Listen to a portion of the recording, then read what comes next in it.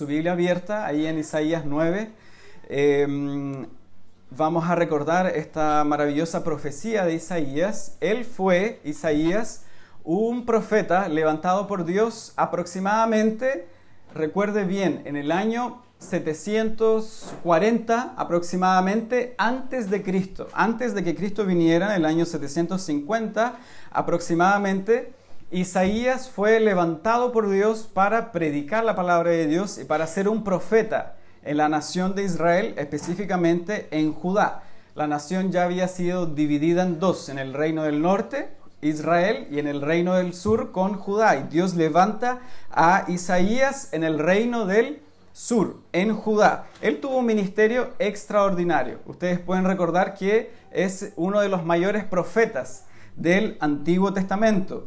Y Isaías se caracterizó en su reinado por ministrar durante el reinado de 4 reyes. ¿Ustedes recuerdan eso? El primer rey era Usías. Eso lo tiene ahí en Isaías capítulo 1. Luego, él ministró porque Usías falleció, y él ministró durante el reinado del rey Jotán.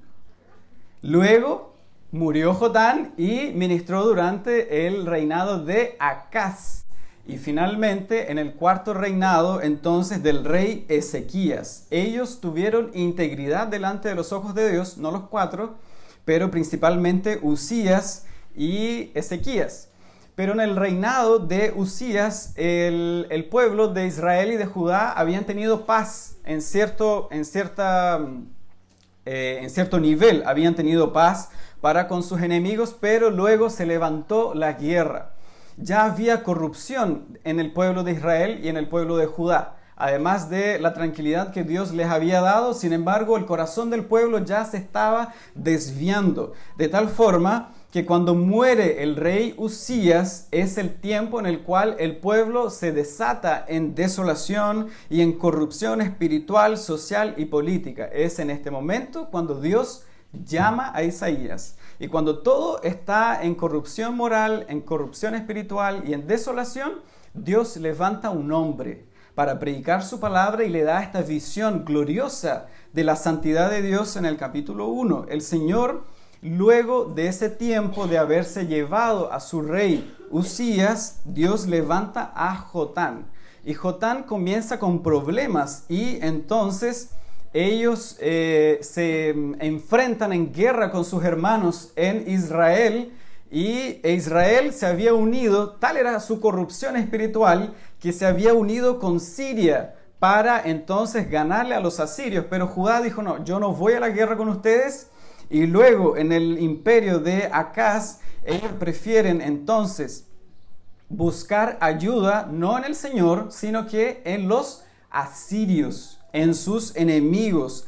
Ezequías, en su reinado, él dijo: no, nosotros no vamos a confiar en los asirios, vamos a confiar en el Señor. Y el Señor les dio la victoria. E Isaías profetizaba constantemente al pueblo para que no confiase en los enemigos, sino que confiase en el Señor. El pueblo nuevamente se desvía. Y ahí es cuando usted tiene el capítulo 8 de Isaías, en el término del capítulo, que ellos van a ser entregados en manos de sus enemigos. La paz fue momentánea. El pueblo cada vez se desviaba en pos de los falsos dioses, de sus enemigos, y finalmente viene un rey terrible que no fueron los asirios, sino que fueron los babilónicos, que finalmente acabaron con Jerusalén. Acabaron con el reino del norte y acabaron con el reino del sur. Y no quedó rastro de los judíos. Fueron dispersados por todas las naciones. Sin embargo, en medio de esta oscuridad, en medio de las tinieblas, de la desolación, de que iban a ser entregados en manos de sus enemigos, Isaías trae un mensaje de esperanza y un mensaje de consuelo para el pueblo, que es lo que ustedes precisamente tienen en el versículo 9. Él comienza diciendo: ya no habrá siempre oscuridad para Judá ni para Israel. Va a llegar un día en que se va a acabar la aflicción del pueblo. Se va a acabar la guerra que hubo en Zabulón y en Neftalí, que eran las zonas más cercanas al norte, y las primeras destruidas por los enemigos. Eso se va a acabar. La guerra no va a ser para siempre. Y el camino del mar va a ser llenado de gloria, dice Isaías. Y la gloria va a llegar al lado de allá del Jordán, en Galilea de los gentiles. ¿Les suena esa historia? Isaías dice, la tristeza y la aflicción no va a durar para siempre. Yo no sé cuál es la aflicción que usted lleva en esta mañana. Yo no sé cuál es la desolación que hay en su alma. Pero lo que sí sé es que esa desolación no dura para siempre. Porque Dios ha enviado a un Mesías, a un Salvador, que rescató al pueblo de sus pecados. E Isaías dice que este Mesías, porque este es una profecía mesiánica, hablaba del Mesías. Él vendría a rescatar a su pueblo de sus pecados. En primer lugar, me gustaría que nosotros pudiésemos observar en esta profecía de Isaías de que él habla sobre el Mesías. Eso ya lo dijimos. Y veamos en primer lugar que este es un mensaje esperanzador. Ellos pasarían por aflicciones. Usted tiene eso en su Biblia ahí abierta en Isaías capítulo 8. Si usted me acompaña. Isaías capítulo 8, versículo 22. Y mirarán a la tierra, y he aquí tribulación, tinieblas, oscuridad, angustia, y serán sumidos en las tinieblas. Y eso ocurrió literalmente. Ellos fueron desolados por sus enemigos. Pero la oscuridad no duraría para siempre. Es un mensaje de esperanza. ¿Iban a ser derrotados?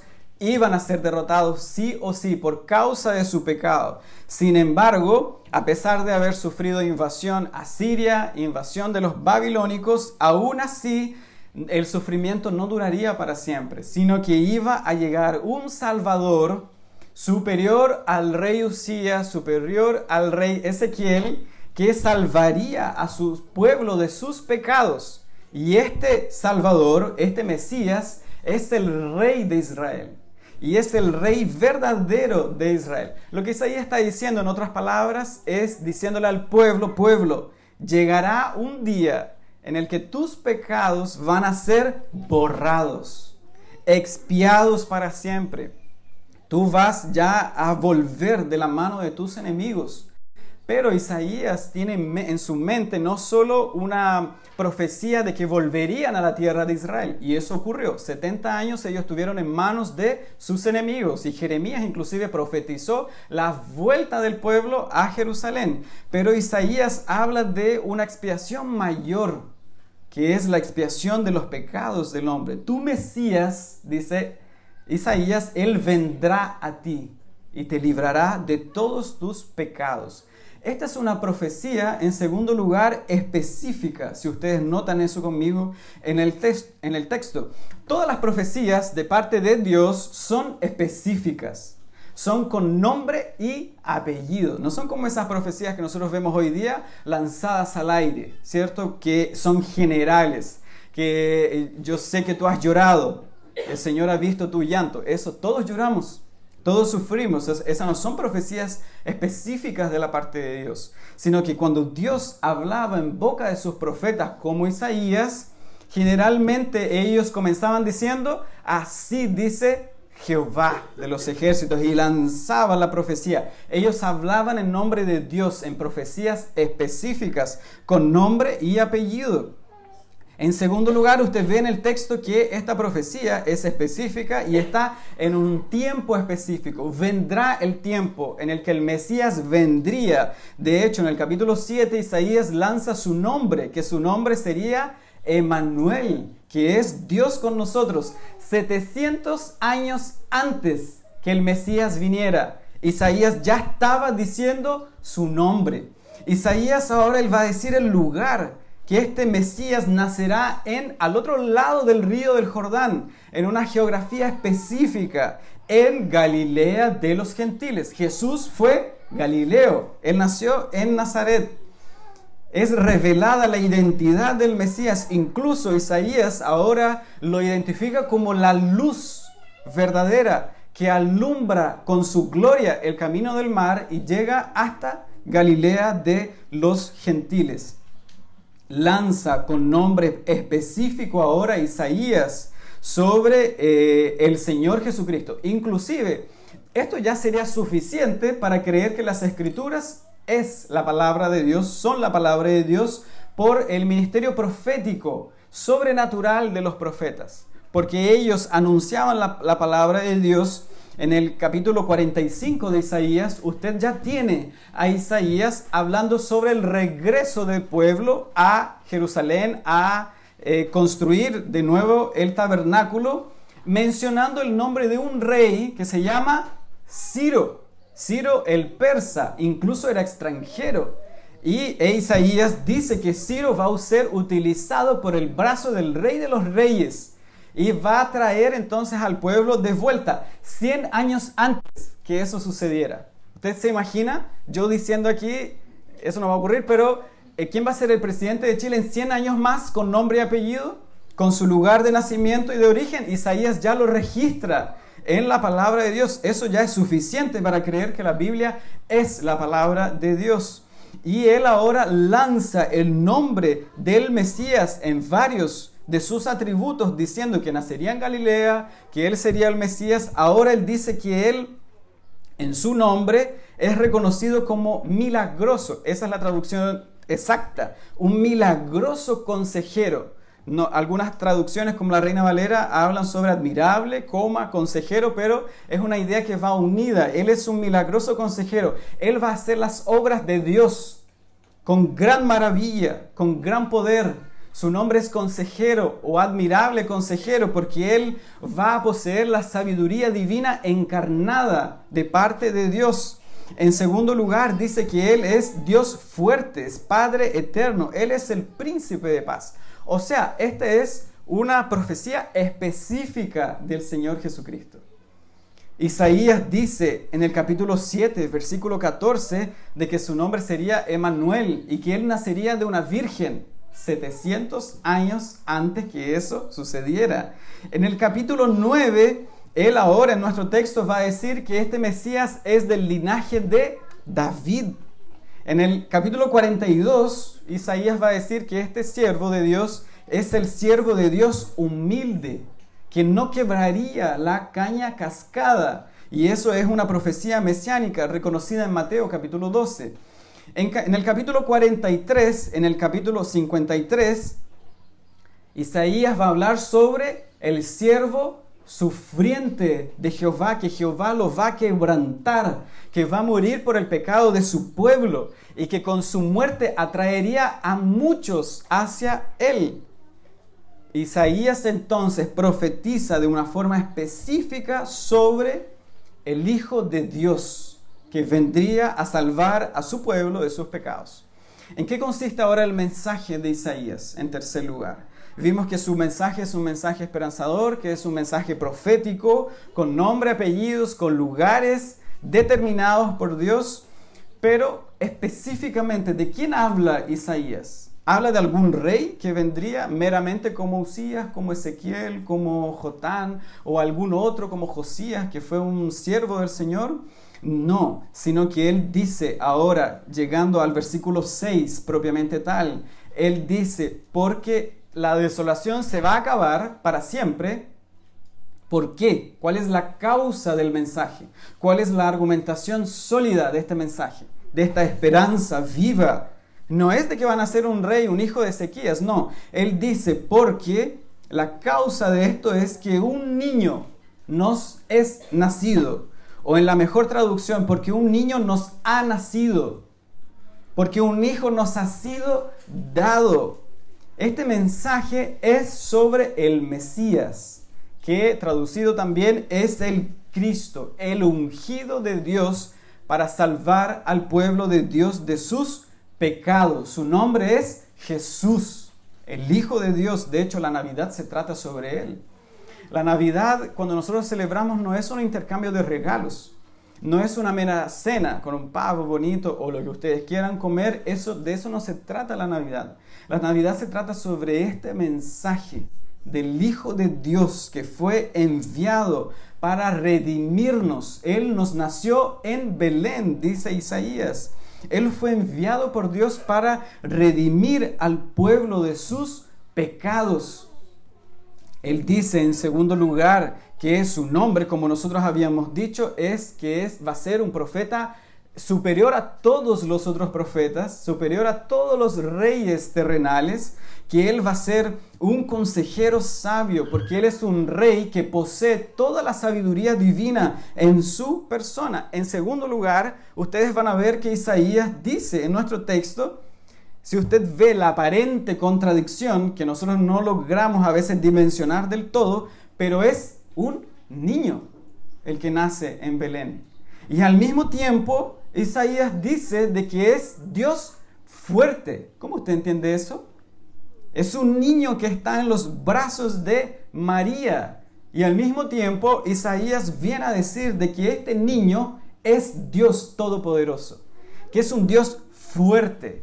Isaías dice que Él es verdaderamente hombre, porque Él nació, un hijo nos es nacido, y al mismo tiempo Él es verdaderamente Dios, diferente a todos los demás, porque Él nos ha sido dado. Y Sproul dice, esa es la mejor demostración de la doble naturaleza de Jesucristo. Él nació en Belén y Él nos fue dado porque Él es eterno. Él nos fue dado por el Padre. Es la segunda persona de la Santa Trinidad que nació en Belén. No es cualquier persona.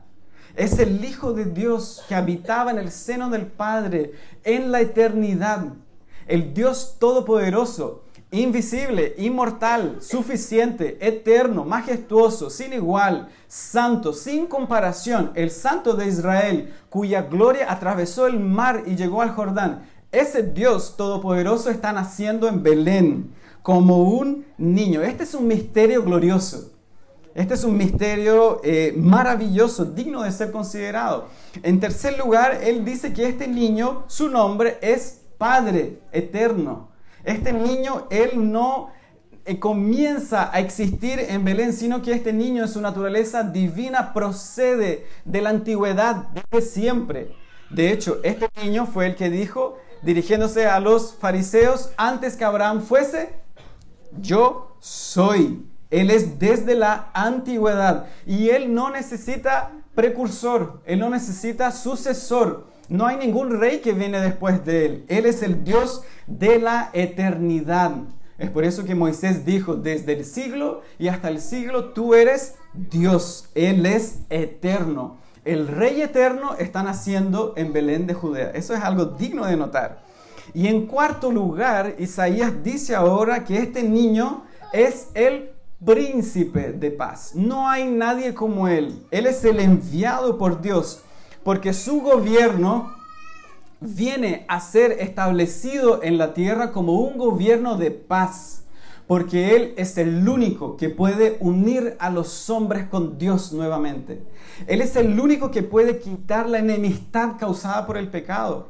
Él no es un Mesías que viene a establecer un reino político en Israel. Y ellos se equivocaron hasta el día de hoy en pensar eso, que este Mesías vendría para establecer un reino físico, meramente restringido al pueblo de Israel. Pero este Mesías resulta que es el príncipe, es el rey, es el Dios fuerte y su reino es espiritual. Traspasa las fronteras de Israel y llegó incluso a nuestro país porque es un reino poderoso. Y Él no solamente nos libra de nuestros enemigos. Israel estaba pensando, este Mesías va a venir y nos va a librar de los babilónicos. Porque ese era el contexto en el cual vivían, si ustedes recuerdan ese mensaje. Ellos decían, nos va a librar de los asirios, nos va a librar del poder de Babilonia. Pero Isaías está apuntando a un problema mayor, que es el problema del corazón del hombre. La enemistad que el pueblo tiene con Dios, porque muchos reyes vinieron y ellos se seguían desviando, porque el problema no es un mero enemigo externo. El problema no es lo que está afuera, el problema primero es lo que está adentro del corazón del hombre.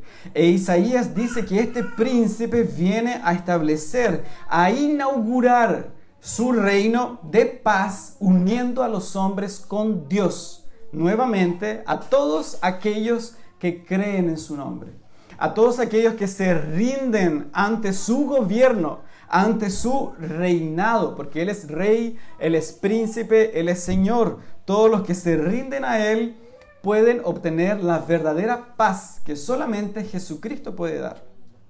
Cuando falleció el presidente Kennedy en Estados Unidos, asesinado, todos hablaban de la paz mundial, de que los hombres, ahora todas las naciones se iban a unir para entonces buscar la paz. Eso nunca ocurrió y eso nunca va a ocurrir, ni con el cambio de gobierno que vamos a tener ahora. La paz no puede ser conquistada por esos medios. No es por el conocimiento que dan las universidades, no es por la política, no es por la educación, no es por nada de eso, sino que la única paz verdadera, duradera, sincera que podemos encontrar es en la persona de este príncipe de paz, que vino para inaugurar su reino milenar para la gloria de Dios hasta el día en que Él lo vuelva a consumir en su segunda venida. En quinto lugar, Isaías dice que este niño es un rey y que Él es nuestro Dios. En el versículo 7, usted si me acompaña, Él dice, lo dilatado de su imperio, o sea, la grandeza de su imperio, la paz de su imperio no tendrán límite. No se restringe al pueblo de Israel. De hecho, desde la antigüedad Dios ya estaba salvando a personas de diferentes naciones, personas extranjeras del pueblo de Israel. Él dice, sobre el trono de David Él se va a sentar, sobre su reino, disponiéndolo, confirmándolo en juicio, en justicia, desde ahora y para siempre. Este es un príncipe de paz que viene del linaje de David, pero que al mismo tiempo es superior a David. Él es superior a Usías, Él es superior a Ezequiel, Él es superior a Josías, los reyes de Israel. Él es superior a Salomón con toda su gloria. Él es superior en sabiduría y en riqueza. Y Él se sienta en el trono de David para siempre, para reinar, no en un trono específico en Jerusalén, sino que ahora para reinar en cada corazón que había sido enemistado por causa del pecado y que le pertenecía a otro reino que Pablo dice que es el reino de las tinieblas. Jesucristo comienza a reinar ahora en cada corazón y para la gloria de su nombre. E Isaías dice, si ustedes observan conmigo en el texto, que su reino no tendrá fin jamás. Cuando Agustín de Hipona, un padre de la iglesia, comentaba sobre este texto, es una frase muy notoria, porque él dijo, reinos y reyes tienen su auge, tienen su declinio, su fin. Todos los reyes pasados de Israel fallecieron, no hay ninguno vivo hoy día. Dice Agustín, pero viene uno del cual se dice que su reino no tendrá fin jamás.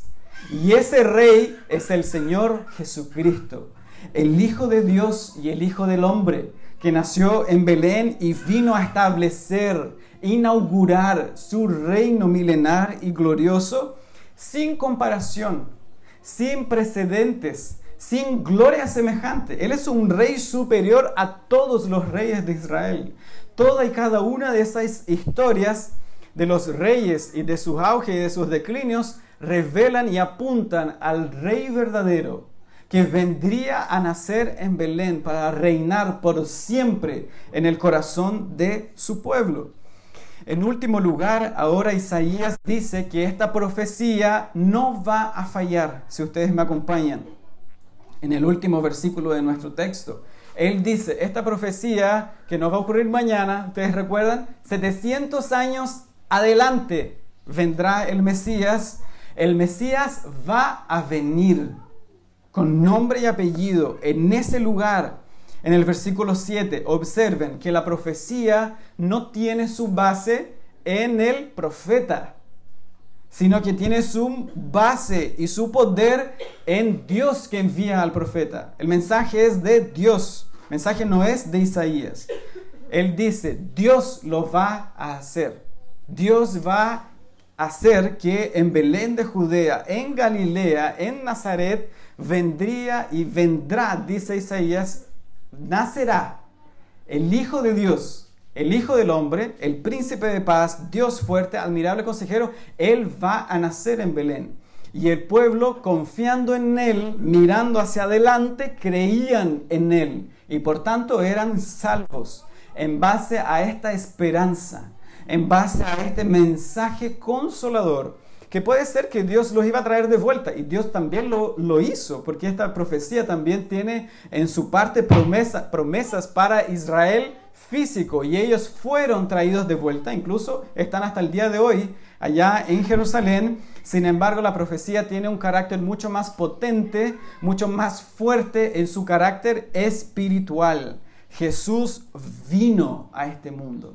Él nació efectivamente en Belén y la profecía se cumplió porque Dios lo prometió y Dios lo hizo. 700 años después, 1000 años después, 2500, 3000 años que el Mesías, la simiente, fue prometida en el jardín del Edén, pasaron largos años para que eso ocurriera. Pero eso, gracias a Dios, ocurrió. Y Jesús nació en Belén de Judea, de tal forma que cuando nosotros llegamos al Evangelio de Juan, Mateo, Marcos, Lucas y Juan, y vemos las historias sobre el nacimiento de Jesús, ustedes recuerdan en Juan 1:41, Andrés y Juan fueron corriendo y encontraron a Jesús. Jesús nació. Y cuando él viene para decirle a su hermano, que era Simón, Pedro, le dijo, tú debes venir porque hemos hallado al Mesías, el ungido. El texto dice que traducido es el Cristo. Él vino a este mundo y lo hemos hallado, dicen los discípulos, y entonces todas las profecías de Isaías se cumplen en la persona del Señor Jesucristo. Esto es algo que ocurrió. Ahora nosotros tenemos que aplicar esta verdad. Necesitamos aplicar esta verdad en dos puntos particulares, porque esto no es una historia que ocurrió allá 2000 años en Jerusalén, sino que la gran pregunta es, ¿qué tiene que ver este Jesús conmigo en esta mañana? ¿Qué tiene que ver esta profecía conmigo hoy? Porque yo ya no hago parte del pueblo de Israel, no me interesan los asirios, ni los babilónicos, ni nada de eso. Y yo no estoy viviendo ninguna angustia similar a esa. Esta profecía, en primer lugar, es esperanzadora para ellos, pero es esperanzadora para nosotros hoy. Porque no necesitamos ser librados de los asirios, pero necesitamos ser librados de un enemigo mayor que se llama pecado. El problema del hombre desde la antigüedad, desde que ellos cayeron, nuestros padres, eso trajo angustia. Eso trajo tribulación, aflicción al corazón del hombre. El problema del hombre no es de carácter económico. El problema del hombre no es el dinero. El problema del hombre no es donde él vive, no es su situación de vivienda, no es problemas morales ni económicos. El problema del hombre es de un carácter espiritual.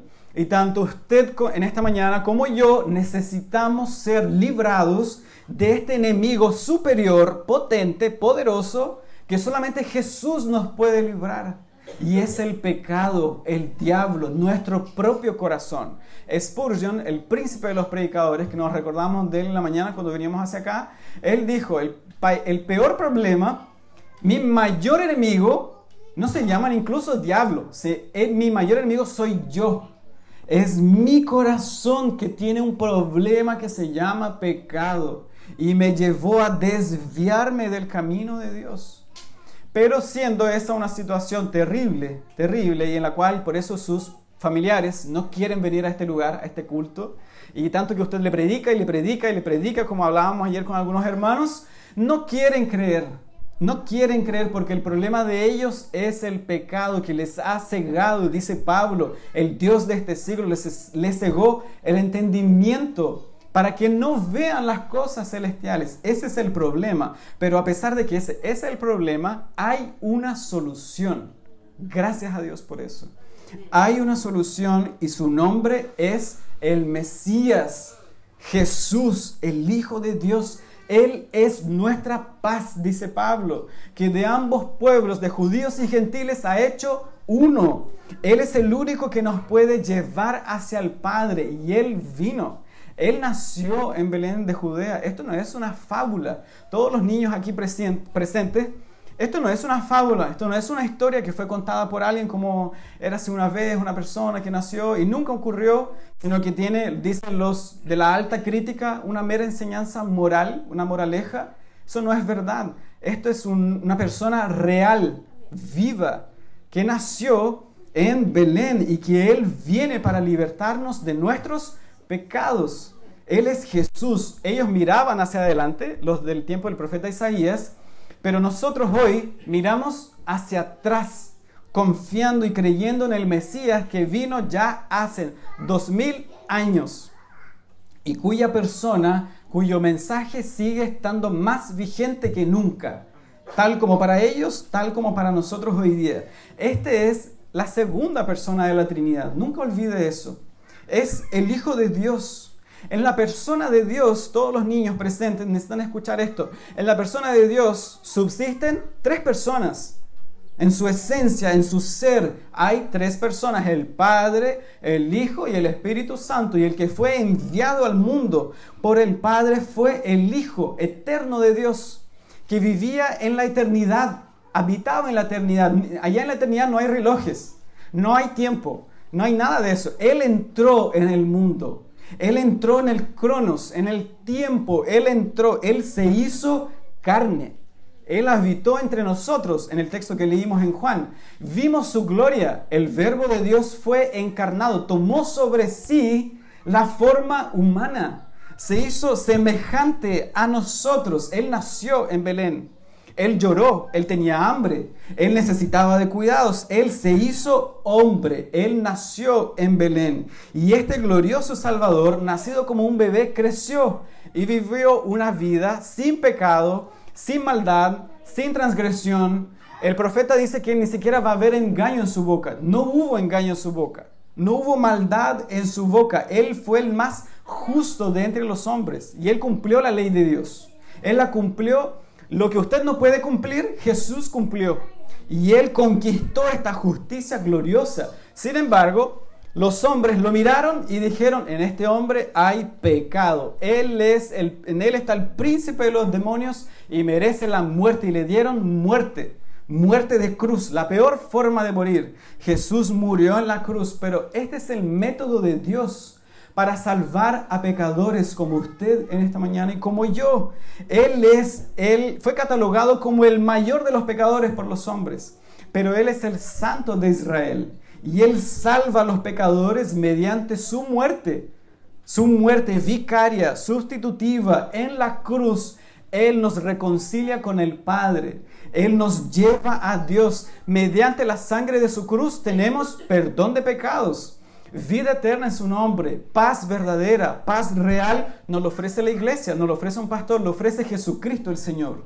Y Él en su muerte vicaria, sustitutiva, en la propiciación que es su vida, Él nos reconcilia con el Padre.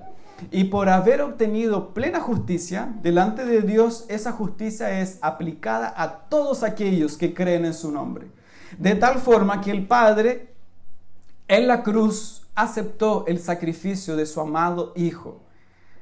Él lo llevó a la cruz. ¿Usted estaría dispuesto a entregar a su hijo? Los que tienen hijos. Es difícil de pensar eso. También lo conversamos en la semana con algunos hermanos. Pero el Padre entregó a su Hijo. Incluso Isaías dice en el capítulo 53 que el Padre quiso quebrantarlo y lo sujetó a padecimiento. Y como Él cumplió la ley de Dios, Él entonces acepta su sacrificio. Y entonces Jesús resucita de entre los muertos en el tercer día, porque la muerte no pudo retenerlo. Usted puede buscar la tumba de cualquier persona que haya muerto y usted lo más probable es que lo encuentre. O por último, el polvo. Puede encontrar de eso. Pero de Jesús nunca los va a encontrar, porque la tumba está vacía. Porque Él salió de dentro para afuera, no necesitó la ayuda de nadie, porque Él es el autor de la vida. Él es la luz del mundo. Él es el Todopoderoso, no necesitaba la ayuda de nadie. Él venció la muerte y la maldad para siempre. Y el salmista David había dicho: la corrupción no tendría poder sobre Él. Él resucitó de entre los muertos. Y hoy está vivo, sentado a la diestra del Padre, con los brazos extendidos para salvar a todos los pecadores que creemos en su nombre. La gran pregunta es: ¿usted cree en este Salvador? Jesús nació en Belén y usted no puede desecharlo. Usted no puede pasar por alto a este gran Salvador, a este gran Rey. Es un gran Señor que no acepta un no como respuesta. Él no acepta, ustedes han escuchado con las personas dicen, ven a la iglesia pero sin compromiso. Jesús no quiere ese mensaje. Él lo quiere todo. Él quiere su vida, Él quiere sus afectos más profundos del alma, quiere su mente, su alma, su corazón, lo quiere todo. Él quiere que usted venga a Él con compromiso, no sin compromiso. No es ir, pero no comprometerse con nada. Él lo quiere todo. Él quiere su vida, Él quiere sus prioridades. Él quiere absolutamente todo de su ser entregado a Él. Este es un Señor que Él vino como un bebé y nació hace 2000 años. Pero Él, después de haber resucitado, fue sentado a la diestra de la majestad en las alturas. Él gobierna por sobre todas las cosas. Él es Señor y Rey. Y Él dice que cuando todas las cosas se consuman, Él entregará el reino a su Padre y Dios eterno. Y entonces todas las cosas serán consumidas y vendrá a consumar su reino que ya ha sido iniciado con su vida, con su muerte y su resurrección. Pero ahí Él no tendrá misericordia de nadie, de ninguno de los que le hayan rechazado. Por tanto, este es el tiempo de creer en su nombre. Este es el tiempo cuando usted puede creer en Él como Salvador, como un pastor amante de sus ovejas, como un pastor que cuida sus ovejas, manso, humilde de corazón. Pero cuando Jesús venga por segunda vez, ya no va a ser un cordero manso. Él va a venir como un león rugiente, para destruir a todos aquellos que no creyeron en su nombre. Por eso es que este mensaje es vital. Es de suma urgencia que usted crea en Jesucristo como Señor y Salvador de su vida. Usted necesita rendirse a Él en esta mañana, en este mismo instante. Y Él promete que todos aquellos que invoquen su nombre serán salvos. Todos aquellos que se rindan ante este Rey que nació y que reina con poder, encontrarán la paz que solamente Dios nos puede dar. La paz no la va a encontrar en su familia. De hecho, hay muchas familias que están en guerra. La paz no la va a encontrar con buen trabajo, ni con posesiones, ni con dinero. Eso no da paz para el ser humano. Eso no lo da. De hecho, esas cosas vienen y se van. Familiares pueden padecer. Hay esposos que pierden sus esposas, padres que pierden a sus hijos. ¿Y con eso se va a acabar su vida? El cristiano es una persona que está firme, confiando en el Señor. No importa la angustia, no importa la tribulación que hay en su alma hoy, usted puede encontrar un consuelo vivo, real, accesible, inmediato en la persona del Señor Jesucristo. Y Él nació en Belén, dijo Spurgeon, y deseamos que Él nazca también en tu corazón. Que tú nazcas 2 veces, no solo una vez para este mundo, sino que tú tengas la oportunidad de disfrutar el nuevo nacimiento que Jesús otorga por su Espíritu y su poder, y puedas entonces tener la alegría, el gozo, la paz de tener a Jesucristo reinando en tu corazón. Hoy todos tenemos que dejar las armas luchando en contra de Dios. Ya es suficiente el orgullo, el pecado, la mentira, la rebelión, la incredulidad. Ya no más debe haber eso en nuestro corazón. Hoy debemos rendirnos ante este Rey glorioso. Es tan glorioso que Isaías, cuando lo vio en el capítulo 1, él dice que sus faldas de sus vestidos llenaban el templo.